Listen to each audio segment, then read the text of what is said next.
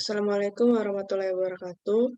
Perkenalkan, nama saya Putri Rizky Empayang, mahasiswa program studi Pendidikan Sejarah, Fakultas Keguruan dan Ilmu Pendidikan Universitas Sriwijaya. Pada yang terhormat, Bapak Dr. Saripudin, MPD, selaku Koordinator Program Studi Pendidikan Sejarah, sekaligus pembimbing skripsi saya.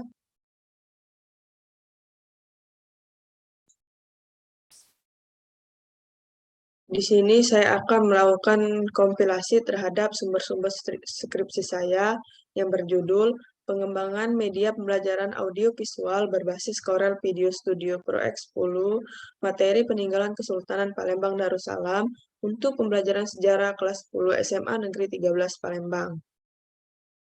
Sebelumnya, sumber yang saya gunakan sudah saya parafrase sedemikian rupa agar tidak terjadi plagiasi dalam skripsi saya. Langsung saja.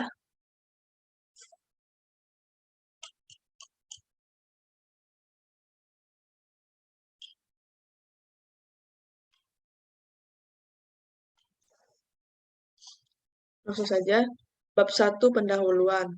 1.1 latar belakang. Dunia pendidikan yang saat ini menawarkan banyak kesempatan bagi setiap orang untuk mengembangkan potensi dirinya dan bagi banyak orang atas dasar pengetahuan dan karakter. Pendidikan merupakan proses kehidupan dalam mengembangkan diri tiap individu supaya dapat melangsungkan kehidupan untuk menjadi seorang individu yang lebih baik. Melalui pendidikan, manusia dapat menjadi orang yang berguna bagi negara, nusa, dan bangsa. Pendidikan mempunyai manfaat sangat penting dalam mengembangkan potensi untuk keberlangsungan kehidupan manusia yang lebih baik.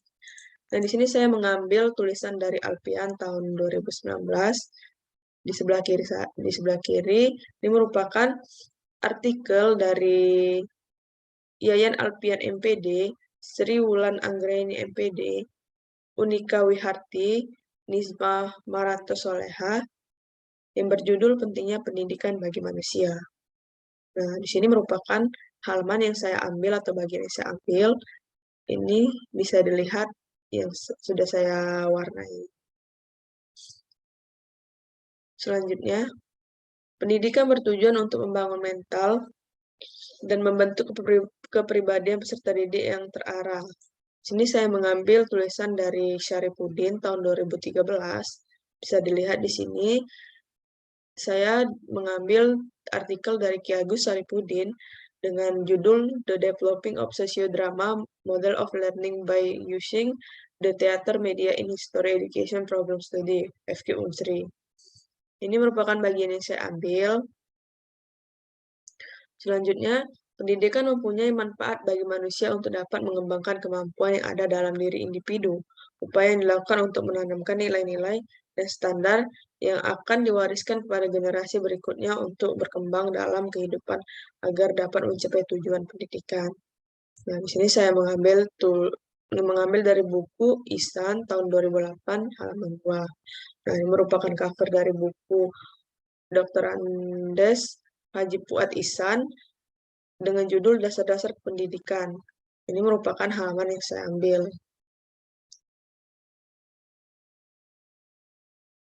Selanjutnya, menurut Undang-Undang Republik Indonesia tahun nomor 20 tahun 2003, pendidikan didefinisikan sebagai usaha yang mendasar dan terencana untuk menciptakan suasana belajar dan proses pembelajaran agar peserta didik secara aktif mengembangkan potensinya guna mencapai tujuannya. Pengendalian diri, kepribadian, kecerdasan, sifat luhur, dan keterampilan yang diperlukan masyarakat, bangsa, dan negara. Berdasarkan uraian di atas, maka pencapaian pendidikan harus didasarkan pada pengembangan potensi batin individu dengan adanya proses belajar. Nah, di sini saya mengambil tulisan dari buku Zubaidi tahun 2010 halaman 17. Nah, di sini merupakan cover dari buku Dr. Zubaidi MAG MPD dengan judul Desain Pendidikan Karakter, Konsepsi dan Aplikasinya dalam Lembaga Pendidikan. Ini merupakan halaman yang saya ambil. Selanjutnya, proses belajar terjadi ketika orang-orang berinteraksi dalam kelompok dan tergantung pada kemampuan individu untuk mengintegrasikan informasi lingkungan. Nah, di sini saya mengambil artikel dari Orma Zaba et al. 2021. Di sini merupakan halaman pertama dari artikel yang saya ambil, yaitu Ignacio Ormazabal, Felix A. Boruto, dan Hendin F. Astudillo. Ini merupakan bagian yang saya ambil. Selanjutnya, komponen pembelajaran meliputi tujuan, materi, metode, dan alat bantu penilaian. Belajar dan mengajar adalah dua konsep yang tidak dapat dipisahkan. Belajar mengacu pada apa yang harus dilakukan sebagai seorang penerima mata pelajaran atau peserta didik, sedangkan mengajar mengacu pada kegiatan yang dilakukan oleh seorang pendidik menjadi tenaga pengajar dalam melakukan proses pelajaran. Di sini saya mengambil tulisan dari Muslihuddin et al. Tahun 2016. Ini merupakan artikel dari Muhammad Muslihuddin dan Aulan Arunita dengan judul Pembuatan Model Penilaian Proses Belajar Mengajar Perguruan Tinggi Menggunakan Fuzzy Simple Additive Weighting Studi STMIK Pringsewu. Nah, ini merupakan halaman yang saya ambil.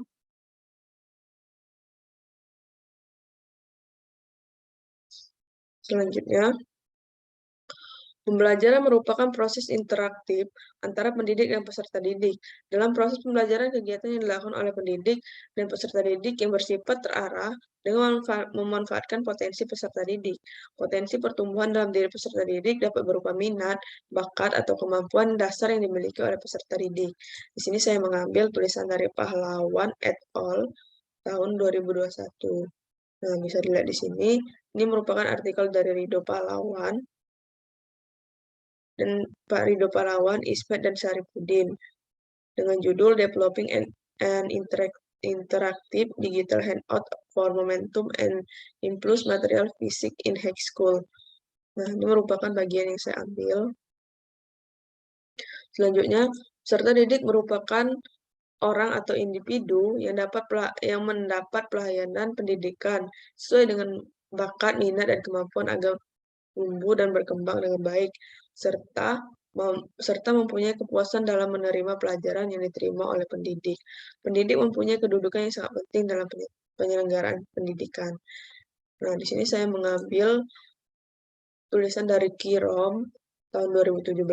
Ini merupakan artikel dari Aksabul Kirom dengan judul Peran Guru dan Peserta Didik dalam proses pembelajaran berbasis multikultural. Ini merupakan bagian yang saya ambil. Selanjutnya, pendidik adalah pelaku utama dalam tujuan dan sasaran pendidikan, yaitu membentuk peserta didik dengan kepribadian yang lebih baik. Di tangan pendidik yang profesional, peserta didik dapat menjadi lebih baik dengan adanya dukungan dari pihak sekolah untuk melengkapi sarana dan prasarana. Akan tetapi, fasilitas yang kurang memadai dapat diatasi dan ditutupi oleh tenaga pendidik yang profesional. Di sini saya mengambil tulisan dari Ramli tahun 2015. Ini merupakan artikel dari Ramli dengan judul Hakikat Pendidik dan Peserta Didik. Ini merupakan bagian yang saya ambil. Selanjutnya, adanya kesadaran akan citra diri di mana kinerja pribadi dan profesional, serta didik berinteraksi untuk menciptakan gambaran tentang siapa seseorang sebagai tenaga pendidik. Sini saya mengambil tulisan dari Graus et al. Tahun 2022. Ini merupakan artikel dari Marcel Graus and Ky van den Berg, Paul Hennisen, Through These Skills. Nah, ini merupakan bagian yang saya ambil dari artikel Graus.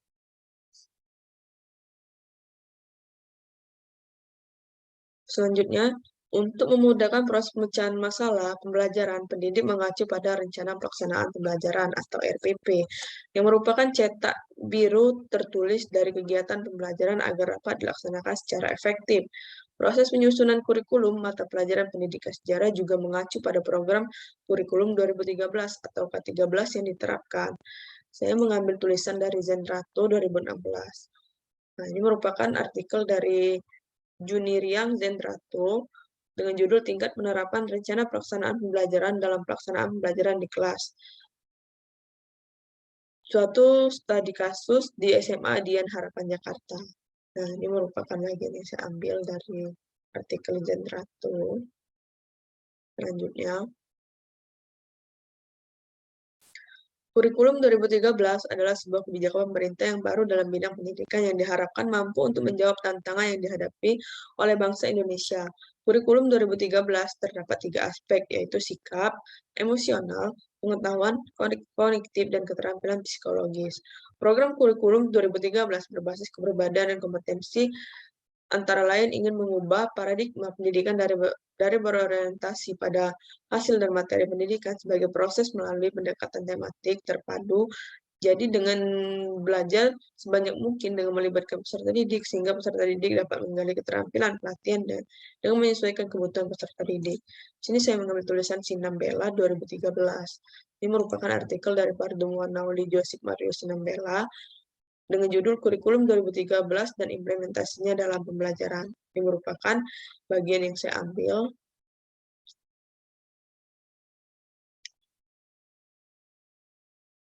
Selanjutnya, kebutuhan untuk meningkatkan kualitas pembelajaran harus menyesuaikan dengan perkembangan zaman. Perkembangan zaman saat ini mengharuskan pendidik untuk mempunyai kemampuan teknologikal, pedagogikal, dan konten knowledge. Nah, sehingga pemanfaatan teknologi informasi dapat meningkatkan mutu pendidikan yang dapat memberikan berbagai macam informasi yang bersifat efektif dan efisien. Jadi saya mengambil tulisan dari Ramadi 2019. Ini merupakan tulisan dari Imam Fitri Rahmadi dengan judul Technological Pedagogical Content Knowledge atau TPIC, Kerangka Pengetahuan Guru Abad 21. Nah, ini merupakan halaman yang saya ambil atau bagian yang saya ambil. Selanjutnya, pemanfaatan teknologi informasi dalam meningkatkan kualitas pendidikan dapat menyediakan berbagai jenis informasi dengan jangkauan yang luas dan efisiensi.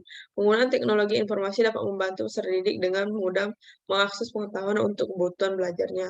Teknologi ini dapat melibatkan peserta didik untuk belajar bagaimana pendekatan penyebaran informasi melalui media cetak, audiovisual, dan multimedia.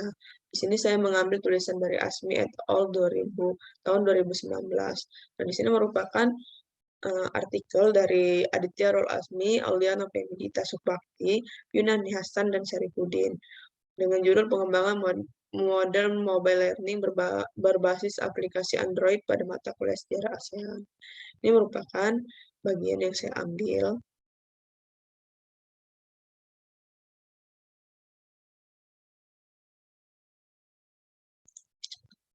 Selanjutnya, media pembelajaran berbasis teknologi dapat membantu proses pembelajaran peserta didik.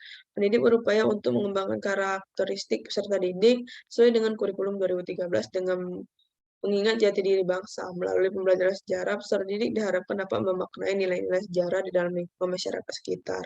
Sini saya mengambil tulisan dari Sirna Yatin 2017. Ini merupakan artikel dari Titin Ariska Sirna Yatin dengan judul Membangun Karakter Bangsa Melalui Pembelajaran Sejarah. Nah, ini merupakan bagian yang saya ambil.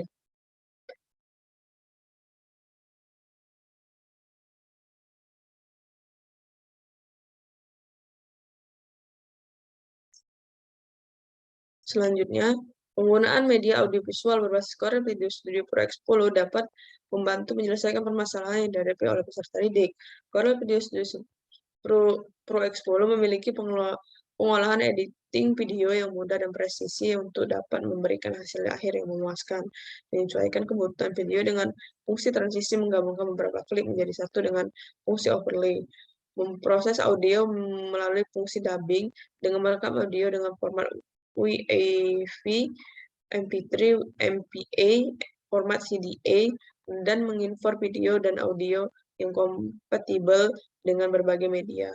Sini saya mengambil buku Limbong et al. Tahun 2020. Ini merupakan cover dari cover dari buku Tony Limbong Effendi, Napitulu, dan Sri Adi. Dengan judul Multimedia Editing Video dan dengan Corel Video Studio X10. Nah, ini merupakan bagian yang saya ambil.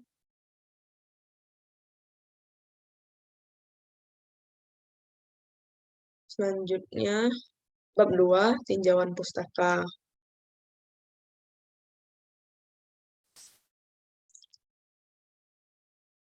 Baiklah, selanjutnya bab 2, tinjauan pustaka. 2.1, hakikat belajar. Sejak dilahirkan, manusia sudah mengenali dan memulai belajar yang sama, yang mana dimaknai sebagai proses fundamental dalam mencapai tujuan, baik dalam hal pendidikan maupun di dalam lingkungan. Belajar merupakan aktivitas yang dilakukan oleh seorang individu secara sadar melalui pengalaman yang menghasilkan perubahan tingkah laku mencakup aspek afektif, kognitif, dan psikomotorik.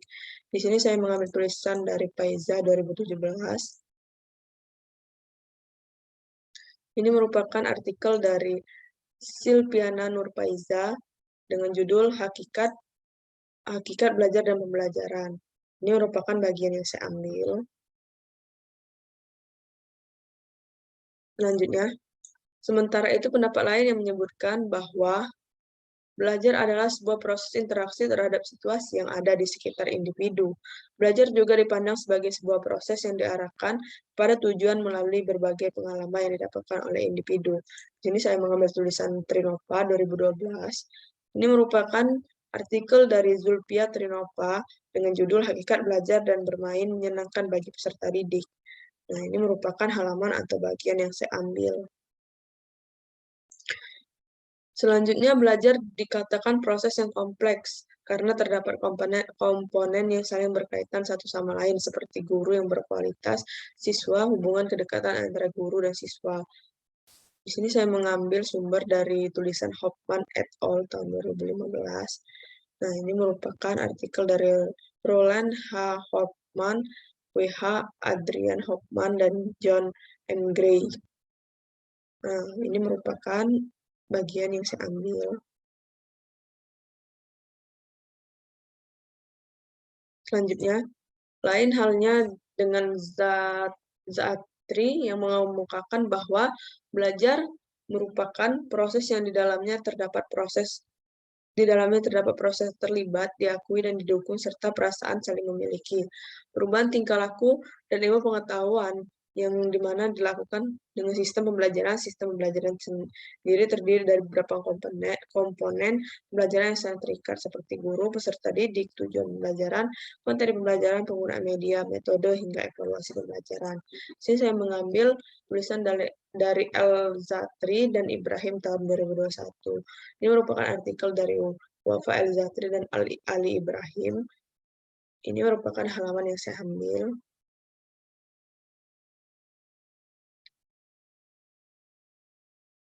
Selanjutnya 2.2, hakikat pembelajaran.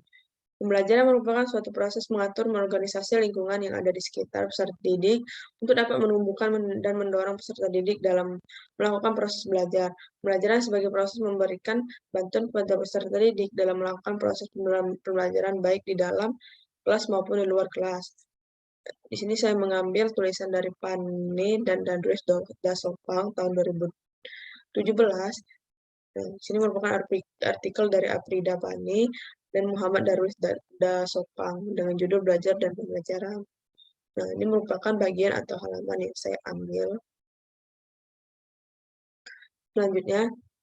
Selanjutnya menurut Leon 1991 dan Wert 1991, pembelajaran adalah proses di mana seorang individu mengambil dan memanfaatkan. Nah, di sini saya mengambil tulisan dari artikel Wermont tahun 2017. Nah, di sini merupakan artikel dari Jenny Wermont dengan judul Employing Culturally Responsive Pedagogy to Foster Literacy Learning in Schools. Ini merupakan bagian yang saya ambil. Selanjutnya, pembelajaran pada hakikatnya adalah sebuah interaksi antara peserta didik dan pendidik yang terjadi di lingkungan sekolah. Proses pembelajaran tersebut dapat merubah sebuah tingkah laku peserta didik menjadi lebih baik lagi. Pembelajaran sebagai usaha sadar mendidik untuk membantu peserta didik supaya belajar sesuai dengan minat dan kebutuhan peserta didik. Sini saya mengambil tulisan dari Arpani 2016. Ini merupakan artikel dari Laili Arpani, SPD, MPD, dengan judul Mengurai Hakikat Pendidikan Belajar dan Pembelajaran. Nah, ini merupakan bagian artikel yang saya ambil. Selanjutnya, 2.3 Hakikat Pembelajaran Sejarah. Menurut Walden, pembelajaran sejarah merupakan salah satu pembelajaran yang mengkritisi dan memeriksa argumen atau sumber-sumber berdasarkan keasliannya. Di sini saya mengambil artikel dari Walden dan Larson tahun 2021. Ini merupakan artikel dari Robert Walden dan Pia Nygard Larson. Nah, ini merupakan bagian yang saya ambil. Selanjutnya,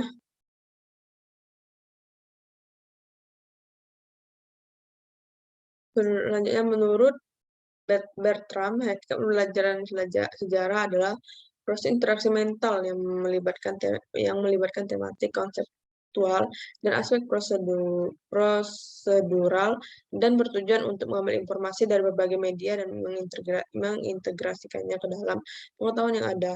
Menyikapi hal ini, seorang tenaga pendidik dituntut untuk mampu mengemas materi tersebut sebagai proses pembelajaran yang menarik dan menyenangkan dengan perasaan seluruh pihak. Di sini saya mengambil tulisan dari Subramaniam tahun 2020. Ini merupakan artikel dari Kartigeyan Subramaniam. Ini merupakan bagian yang saya ambil. Selanjutnya, 2.4 Teori belajar yang mendukung penelitian. Teori 2.4.1 Teori konstruktivistik. Teori konstruktivistik adalah teori yang menekankan pada suatu proses pembentukan pengetahuan yang harus dilakukan oleh peserta didik itu sendiri. Peserta didik harus aktif dalam melakukan kegiatan aktif dan dalam berpikir, menyusun konsep, dan memberikan penjelasan terhadap sesuatu yang telah dipelajarinya. Pendidik berperan dalam sebagai perancang pembelajaran dan pengembangan program-program pembelajaran untuk menciptakan lingkungan supaya terjadinya proses pembelajaran. Ini saya mengambil tulisan dari Sudarsana 2017 yang merupakan artikel dari Iketut Sudarsana dengan judul Optimalisasi Penggunaan Teknologi dalam Implementasi Kurikulum di Sekolah. Perspektif teori konstruktivisme. Nah, ini merupakan halaman atau bagian yang saya ambil. Selanjutnya,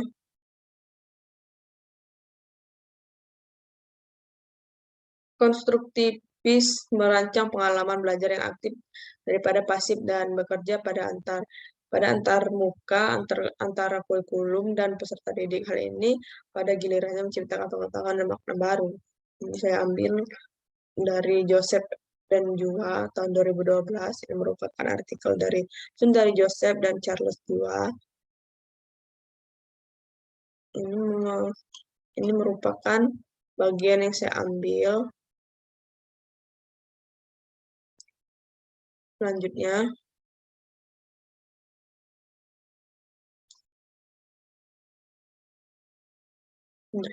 teori kognitif.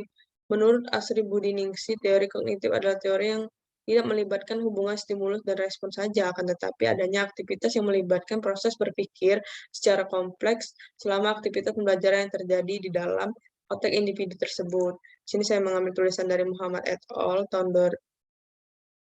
tahun 2018. Ini merupakan artikel dari Maulana Muhammad, Udaidah, dan Supriyanto dengan judul Pengembangan Model Pembelajaran Sejarah untuk Sekolah Menengah Atas di Kota Palembang. Nah, ini bagian yang saya ambil. Selanjutnya, menurut Piaget, pertumbuhan mental memberikan kemampuan-kemampuan mental baru yang sebelumnya tidak ada. Pertumbuhan intelektual tidak terjadi secara kuantitatif, melainkan kualitatif. Kemampuan belajar individu dipengaruhi oleh tahap perkembangan pribadi dan juga perubahan terhadap usia peserta didik. Ini saya mengambil tulisan dari Agung 2019. Ini merupakan artikel dari Ridho Agung Juwantara dengan judul Analisis Teori Perkembangan Kognitif Piaget pada tahap anak usia operasional konkret 7-12 tahun dalam pembelajaran matematika. Nah, ini merupakan bagian yang saya ambil.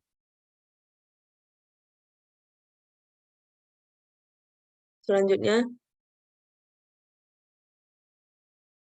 menurut Wilby dan para Patil, kompleksitas tugas yang merupakan fungsi dari asosiasi antara keahlian pelajaran sifat tugas kompleksitas, tugas terkait dengan jumlah elemen dan tingkat interaktivitas, elemen yang diperlukan untuk dipelajari secara bersamaan oleh memori kerja. Kemampuan belajar individu dipengaruhi oleh tahap perkembangan pribadi usia peserta didik.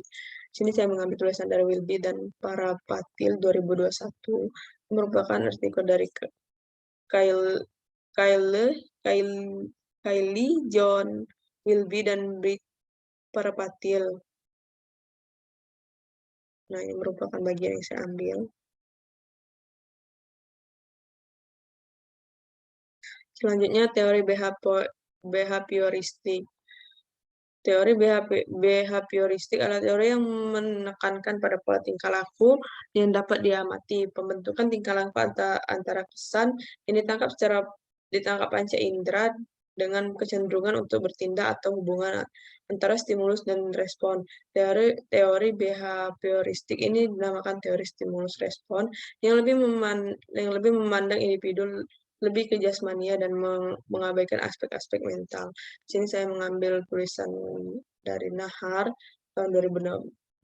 Ini merupakan artikel dari Novi Irwan Nahar dengan judul penerapan teori pembelajaran behavioristik dalam proses pembelajaran. Ini merupakan bagian yang saya ambil. Selanjutnya, menurut Skinner, hubungan antara stimulus dan respon terjadi melalui interaksi dengan lingkungannya yang menimbulkan perubahan tingkah laku. Respon yang diterima individu tidak sederhana karena stimulus-stimulus yang diberikan akan saling berinteraksi dan akan mempengaruhi respon yang dihasilkan. Respon tersebut akan menghasilkan konsekuensi dan konsekuensi inilah yang akan mempengaruhi munculnya perilaku individu tersebut. Ini saya mengambil tulisan dari Setiawan 2017. Nah, ini merupakan artikel dari Ahmad Pandu Setiawan dengan judul Aplikasi Teori Behavioristik dan Konstruktivistik dalam Kegiatan Pembelajaran di Sekolah Tinggi Ilmu Tarbiyah Raden Wijaya Mojokerto. Nah, ini merupakan bagian yang saya ambil.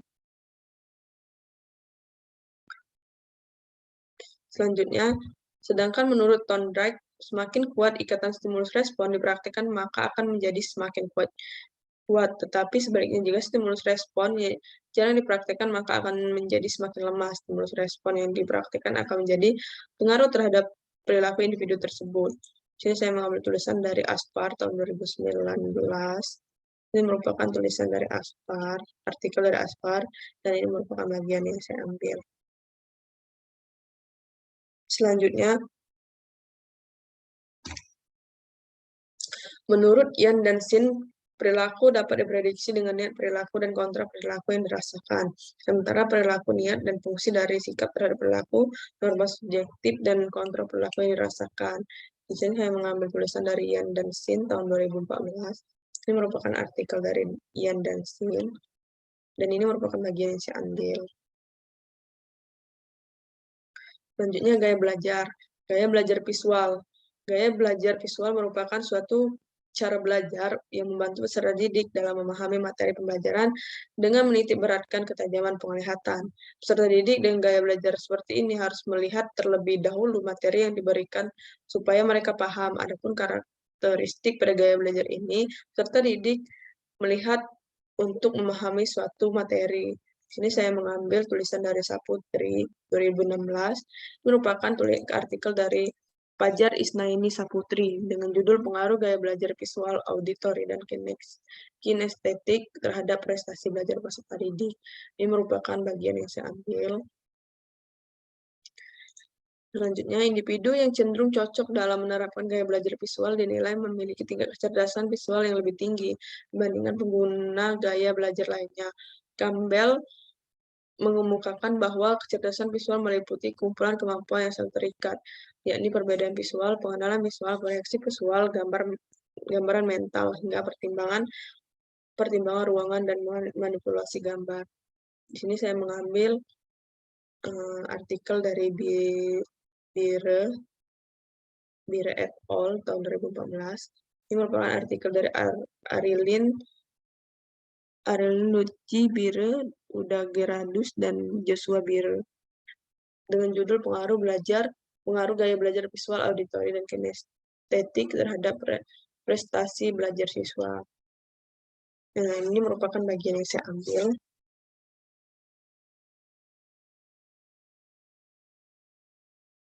Selanjutnya, Piaget merupakan mengemukakan bahwa peserta didik sekolah dasar yang masih berada di tahap operasional konkret, maka mereka lebih cepat memahami informasi dengan cara memilih objek secara langsung. Gaya belajar visual ini merupakan gaya belajar yang mengutamakan penglihatan, serta dia dapat menerima informasi dengan cara melihat gambar, diagram, poster, dan grafik. Di sini saya mengambil dari Irawati et al. Tahun 2021. Ini merupakan artikel dari Ilva Irawati, Nasruddin, dan Muhammad Liwa Ilhamdi dengan judul pengaruh gaya belajar terhadap hasil belajar IPA. Nah, ini merupakan bagian yang saya ambil.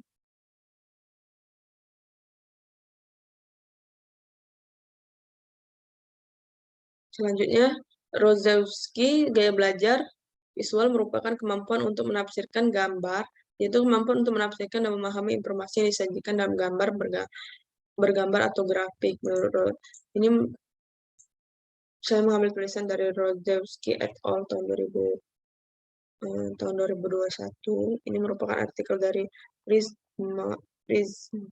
Maislav Rozewski, Zain Lobach, Magdalena Malinowska dengan judul Multidimensional Support for Development of Visual Literacy in Engineering Education. Ini merupakan bagian yang saya ambil. Selanjutnya, gaya belajar auditori. Gaya belajar auditori merupakan gaya belajar yang mengandalkan indera pendengaran. Jenis gaya belajar ini cenderung lebih senang terhadap penyajian materi dengan metode ceramah dan diskusi. Pada proses pembelajaran, peserta didik harus mendengar terlebih dahulu baru bisa memahami mengingat materi yang diberikan. Peserta didik gaya belajar auditori mempunyai kemampuan lisan yang baik. Nah, di sini saya mengambil tulisan dari Putra et al. Tahun 2020. Ini merupakan artikel dari Aan Putra, Netiomantensa Selvia Erita dengan judul Analisis Penalaran Proporsional Siswa dengan Gaya Belajar Auditori dalam Menyelesaikan Soal Perbandingan. Ini merupakan bagian yang saya ambil. Selanjutnya Sundayana mengemukakan bahwa gaya belajar auditori adalah gaya belajar dengan menggunakan indera pendengaran. Serta didik yang menggunakan gaya belajar ini merasa kesulitan dalam menulis, tapi hebat dalam bercerita. Gaya belajar auditori, gaya belajar yang memanfaatkan telinga atau pendengaran untuk mendapatkan informasi atau materi yang diberikan. Di sini saya mengambil tulisan dari Wulansari et al. Tahun 2020. Ini merupakan artikel dari Monica Dewi Wulansari, Joko Purnomo, Rizky Esti Utami dengan judul Analisis Kemampuan Berpikir Refleksi Siswa Kelas 8 dalam memecahkan masalah matematika ditinjau dari gaya belajar visual dan auditori. Ini merupakan bagian yang saya ambil. Selanjutnya, gaya belajar auditori merupakan gaya belajar dengan mengandalkan pendengaran untuk dapat memahami dan mengingat materi. Karakteristik gaya belajar auditori benar-benar menempatkan pendengaran sebagai alat utama menyerap informasi atau pengetahuan. Peserta didik harus mendengar baru kemudian dapat mengingat dan memahami informasi tersebut. Di sini saya mengambil tulisan Susanti tahun 2020. Di sini ada artikel dari Mega Dwi Susanti dengan judul Pengaruh Gaya Belajar Terhadap Peserta Didik terhadap prestasi belajar peserta didik pada mata pelajaran sejarah kebudayaan Islam. Nah, di sini merupakan bagian yang saya ambil.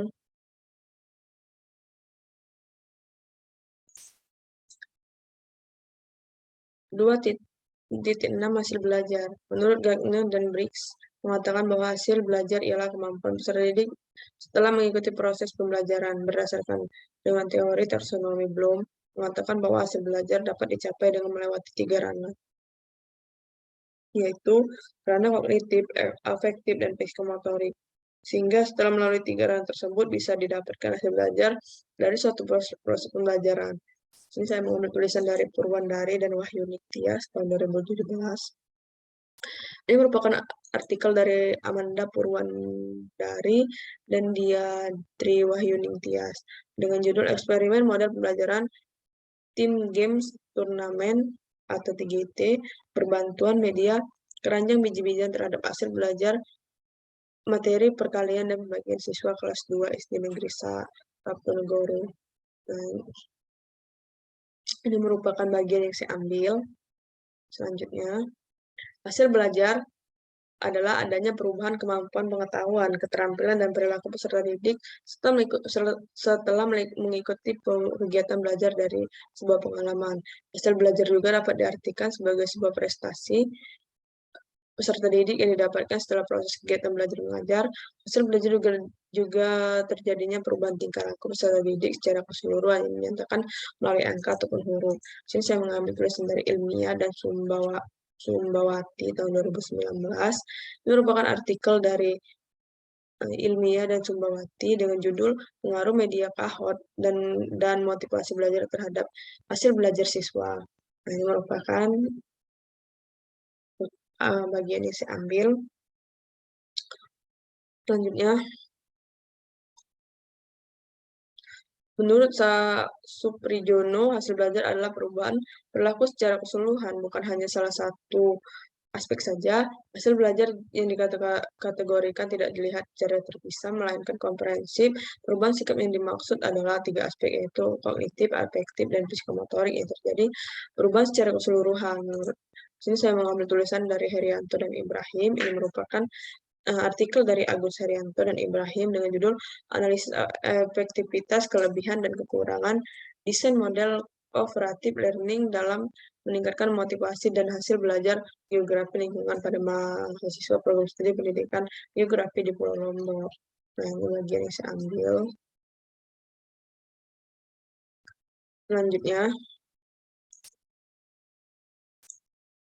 Selanjutnya, hasil belajar merupakan instruksi mempengaruhi kinerja belajar secara berbeda. Masing-masing mungkin menghasilkan kreasi beban kognitif siswa yang berbeda, memerlukan studi lebih lanjut. Ini saya mengambil tulisan dari Hasu 2021, yang merupakan artikel dari Hasu. Ini bagian yang saya ambil. Selanjutnya, hakikat media pembelajaran, pengertian media pembelajaran. Definisi dari media pembelajaran adalah alat bantu dalam proses pembelajaran peserta didik. Media pembelajaran segala sesuatu yang dapat digunakan untuk memberikan stimulus pikiran, perasaan, kemampuan, dan keterampilan peserta didik sehingga dapat mendorong terjadinya proses belajar mengajar dan dapat mencapai tujuan pendidikan yang diinginkan. Ini saya mengambil tulisan dari Ekayani 2017. Ini merupakan artikel dari Nilu Putu Ekayani dengan judul Pentingnya Penggunaan Media Pembelajaran untuk Meningkatkan Prestasi Belajar Siswa. Nah, di sini merupakan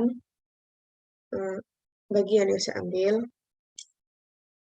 Selanjutnya, menurut Laksono, media pembelajaran di belajar mengajar sangat penting. Di era teknologi ini, penggunaan media sosial mulai digunakan dalam segala bidang kehidupan, termasuk pendidikan.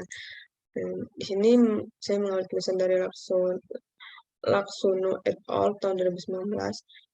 Ini merupakan artikel dari Elin Ivana Laksono, Eliana Damayanti, dan Imam Santoso dengan judul Students Perception Toward the Application of Social Media Instagram as an Instructional Media.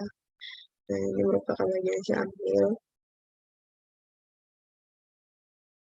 Selanjutnya, Sanki mendefinisikan media pembelajaran adalah sebuah alat yang berfungsi dan dapat digunakan untuk menyampaikan pesan pembelajaran. Media pembelajaran sebagai faktor yang sangat penting dalam proses pembelajaran karena media pembelajaran berkaitan dengan pengalaman belajar dan peserta didik. Menggunakan media pembelajaran dapat meningkatkan minat belajar peserta didik. Sini saya mengambil tulisan dari Muntaha et al. Tahun 2019. Merupakan artikel dari Maratus, Solika, Muntaha, Rahmi, M. Arif Budi Man Ari Widianingrum dengan judul pengembangan media pembelajaran interaktif makromedia plus 8 pada pembelajaran tematik tema pengalamanku. Nah, ini merupakan bagian yang saya ambil. Selanjutnya, media dalam proses pembelajaran berperan sebagai perantara antara sumber pesan dan penerima pesan informasi.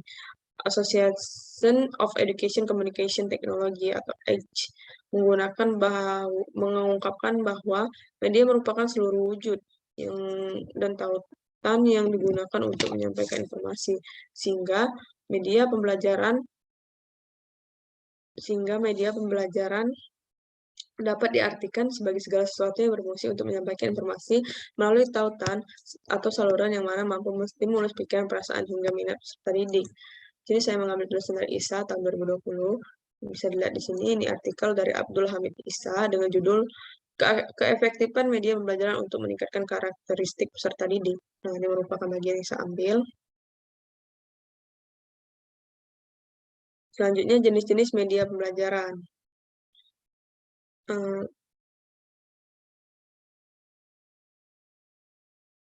Fokus pada strategi pembelajaran, tapi perhatian mereka juga pada pertumbuhan perilaku afektif calon guru, motivasi dan kesenangan untuk mengajar sains di luar sekolah. Di sini saya mengambil tulisan dari Subramaniam tahun 2020. Ini merupakan artikel dari Kartigeyan Subramaniam. Ini merupakan bagian yang saya ambil.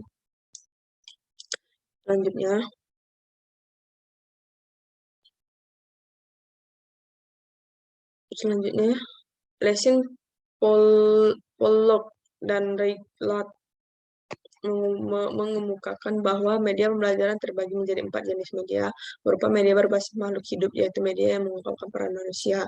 Media berbasis cetak ialah media yang menggunakan media cetak berbentuk tulisan. Media berbasis visual adalah media yang menggunakan indera penglihatan, dan media berbasis audiovisual media yang berkombinasi antara gambar, gerak, dan suara. Ini saya mengambil tulisan dari Ramdhani 2017. Ini merupakan artikel dari Sandy Ramdhani dengan judul Pengembangan Media Pembelajaran Konsep Luas Biaya Datar Berbasis Perangkat Lunak GeoGebra. Nah, di sini saya mengambil bagian pada artikel ini. Selanjutnya, peninggalan Kesultanan Palembang Darussalam. Masjid Agung awalnya disebut sebagai Masjid Sultan peletakan batu pertama Masjid Agung pada tahun 1783 dan diresmikan pada hari Senin tanggal 28 Jumadil Awal 1151 Hijriah dan atau 26 Mei 1784. Masjid Agung didirikan oleh Sultan Mahmud Badarudin I atau disebut Jaya Wikrama. Masjid Agung merupakan masjid terbesar dan terindah di Nusantara. Jadi saya mengambil tulisan Dita dan Mutia tahun 2021. Saya lihat di sini, ini merupakan artikel dari Aulia Nope Medita dan Richa Nona Mutia dengan judul Sebuah Nama Masjid Agung Sultan Mahmud Badarudin I Jaya Wikram. Ini merupakan bagian yang saya ambil. Selanjutnya, Masjid Agung ini memiliki arsitektur yang unik karena dipengaruhi langgam Tionghoa dan Eropa. Langgam Tionghoa dapat dilihat melalui bentuk atapnya, sementara itu gaya Eropa tertera jelas di setiap pintu masjid. Masjid ini berdiri pada abad ke-18 oleh Sultan Mahmud Badarudin. Masjid ini pada saat itu menjadi masjid paling besar di kawasan Asia Tenggara.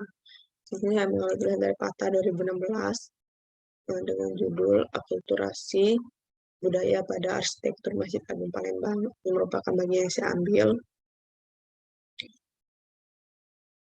Selanjutnya, Masjid Agung awalnya berukuran 1080 meter persegi dengan kapasitas jamaah kurang lebih 1.200 orang. Awalnya masjid ini tidak mempunyai menara. Menara Masjid Agung ini dibangun oleh anak Sultan Mahmud Badarudin I, yaitu Sultan Ahmad Najamuddin, karena pada saat itu perkembangan agama Islam sangat pesat. Ini saya mengambil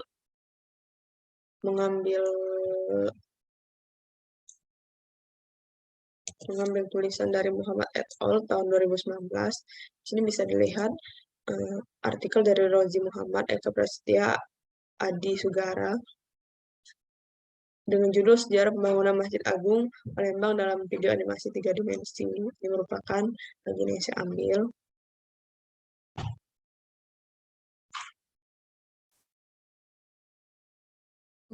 Mayer William tahun 1811. Ketika ia menjadi penguasa penuh pihak Belanda di Palembang mengatakan Masjid Agung berbentuk persegi panjang dengan ukuran 30 kali 36 meter. Pintu masuk terletak di tiga tempat, atap tiga dan ditutup dengan sirap. Menara setinggi kurang lebih 10 meter dan berbentuk persegi 6. Atap menara ditutup oleh alang-alang, lantai terbuat dari porselen Cina dan dinding terbuat dari batu bata. Terdapat juga jendela besar dengan kaca yang dijepit timah. Mimbar yang mempunyai ciri khas Palembang, yaitu ukiran kayu yang berbentuk bunga, daun, dan sulur, mulai dari leher mustaka hingga pintu-pintu masuk, dan dilapisi dengan perada emas. Kemudian saya mengambil tulisan dari Darmawan 2019. Ini merupakan artikel dari Chandra Darmawan dengan judul Peran Masjid Agung Palembang sebagai pusat peradaban Islam di Sumatera Selatan. Ini merupakan bagian yang saya ambil.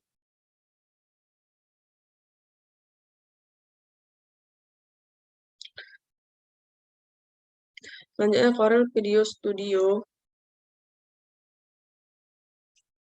adalah paket perangkat lunak penyediaan video untuk Microsoft Windows. Corel Video merupakan salah satu produk Corel yang paling banyak digunakan oleh masyarakat Indonesia.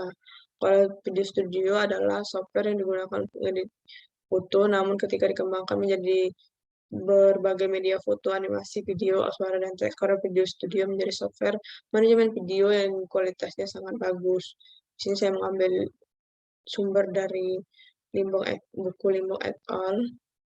Tahun 2020. Ini merupakan cover buku dari Tony Limbong, Effendi Navitulu, dan Sri Adi dengan judul Multimedia Editing Video dengan Corel Video Studio X10. Nah, di sini ini merupakan bagian yang saya ambil.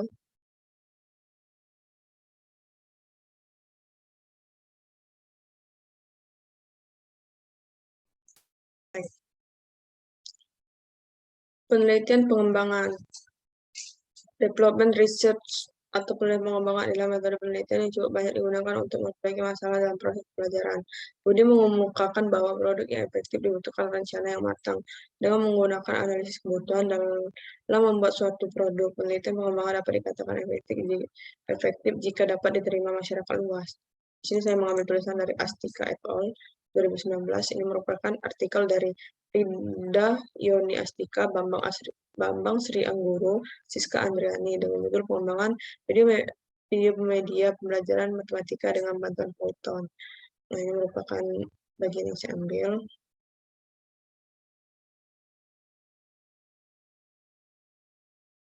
Selanjutnya, macam-macam model pengembangan, model Alesi dan Trolip. Model pengembangan Alesi dan Trolip merupakan model pengembangan yang bersifat deskriptif. Secara prosedural, model ini berorientasi pada 3 ranah, yaitu perencanaan atau planning, tahap awal untuk mengidentifikasi kebutuhan peserta didik, desain, tahap rancangan untuk membuat konsep materi yang akan dikembangkan, dan pengembangan atau development, tahap akhir penelitian produk yang dihasilkan dan selanjutnya diimplementasikan kepada peserta didik. Sini saya mengambil tulisan dari Marcelina et al. Tahun 2020. Ini merupakan artikel dari Vince, Marcelina, dan Ali Mutadi dengan judul pengembangan buku digital interaktif matematika pada materi geometri. Nah, ini merupakan bagian yang saya ambil.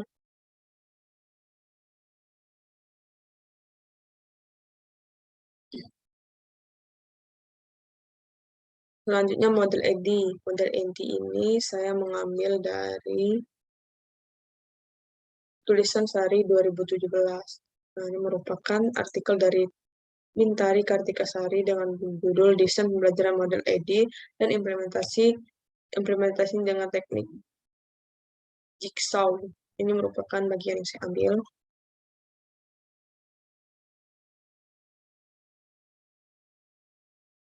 Selanjutnya model Hanapin NPEC. Model Hanapin NPEC adalah model desain pembelajaran yang terdiri dari 3 fase.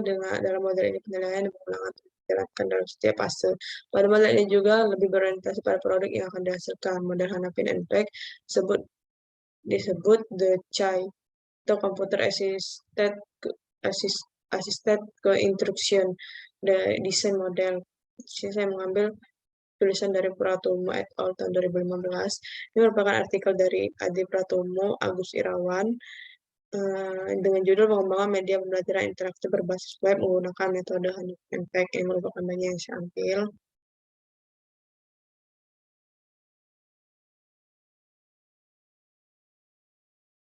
Selanjutnya, model Hanapi NPAC merupakan model desain pengembangan pembelajaran berbasis teknologi dalam membangun aktivitas pembelajaran. Tahap pengembangan model ini terdiri dari 3 fase, yaitu analisis kebutuhan, field assessment, fase desain, desain fase pengembangan dan implementasi, development and implementation fase.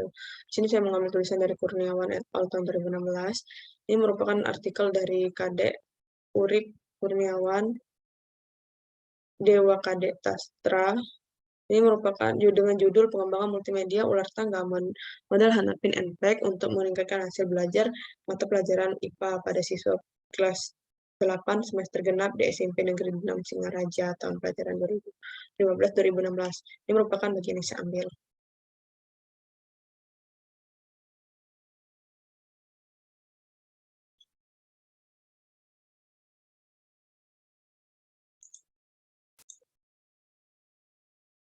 Bab 3, metode penelitian.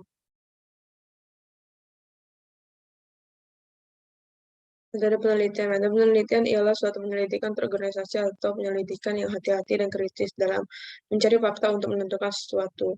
Kata penelitian berasal dari kata research dalam bahasa Inggris. Kata research terdiri dari 2 kata, yaitu re yang berarti kembali dan to research berarti mencari, sehingga pengertian penelitian dapat diartikan mencari kembali suatu pengetahuan.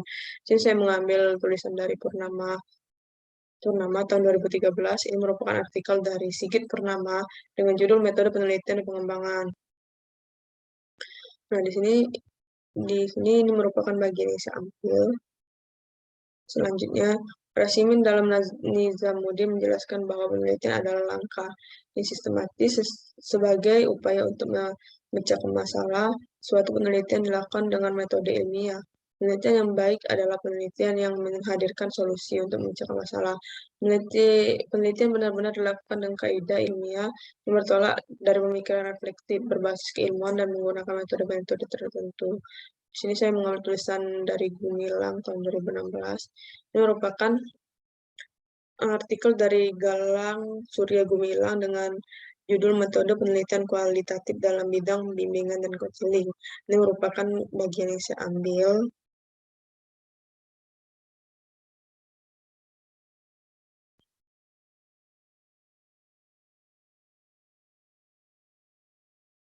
Selanjutnya, Denzi mendefinisikan wawancara sebagai percakapan secara langsung dengan cara tatap muka. Wawancara terdapat 2 pihak yang terlibat, di mana salah satunya merupakan penggali informasi dan satu lagi merupakan penyedia informasi. Komunikasi interaksional terjadi ketika wawancara dilakukan dengan mendalami topik tertentu melalui beberapa pertanyaan. Jadi saya mengambil tulisan dari Mania tahun 2008. Ini merupakan tulisan dari Siti Mania dengan judul Teknik Non-Tes, Skala A atau Fungsi Wawancara dan Kuesioner dalam Evaluasi Pendidikan. Nah, ini merupakan bagian yang saya ambil. Selanjutnya, observasi. Observasi merupakan salah satu teknik pengumpulan data yang dilakukan dengan cara mengamati subjek penelitian. Peneliti melakukan pengamatan untuk mengumpulkan data-data yang berupa kebutuhan peserta didik dalam proses pembelajaran sejarah.